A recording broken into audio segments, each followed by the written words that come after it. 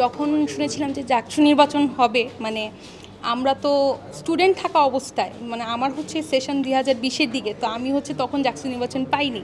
তো জাকসু নির্বাচন অনেক আগে, প্রায় বলা যায় 33 কি 34 বছর আগে। তো তখন যারা পেয়েছেন তাদের একটা অনুভূতি একরকম, আর আমরা যেহেতু এখনও স্টুডেন্ট আছি, তো আমাদের কাছে অনুভূতি অবশ্যই একটু ভিন্ন রকম অনুভূতি, সব নিয়ে আর কি মিশ্র অনুভূতি আমাদের কাছে।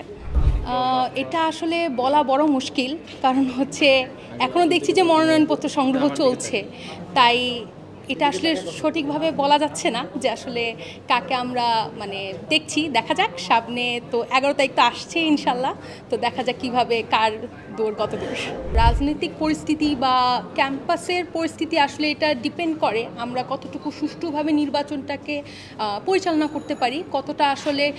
বাংলাদেশের একমাত্র স্মার্ট সিটি বসুন্ধরা এখন আরো নিরাপদ, আধুনিকতায় আরো এক ধাপ এগিয়ে। সাবধানতার সাথে আমরা নির্বাচন পরিচালনার ক্ষেত্রে আমরা আমাদের ছাত্রছাত্রীদেরও যেমন ভূমিকা, আমাদের শিক্ষকদের, প্রশাসনেরও ভূমিকা রয়েছে। আসলে এটা কিভাবে কি দায়িত্ব কতটুকু আসে, এটা আসলে শেষ পর্যন্ত নির্ভর করে, আসলে এই মুহূর্তে বলা যাচ্ছে না। এখন যখন গণঅভ্যুত্থান পরবর্তী আসছি, তখন দেখি বিভিন্ন দল আসছে, বিভিন্ন মতের মানুষ আসছে, ইভেন অনেক স্বতন্ত্র প্রার্থীকেও আমরা দেখছি, যারা মনে করছে যে না, আমি চাইলেও প্রতিনিধিত্ব করতে পারি, সেই প্রতিনিধিত্ব জায়গাটুকু হচ্ছে মূলত কাজ করছে এক্ষেত্রে। অর্থাৎ যে ব্যক্তি হয়তো কোনো নির্দিষ্ট দলমতকে মানছে না, হয়তো তার কাছে মনে হচ্ছে যে না, তিনি হচ্ছে এই জায়গা থেকে নিজেই স্বতন্ত্রভাবে প্রতিনিধিত্ব করতে পারেন।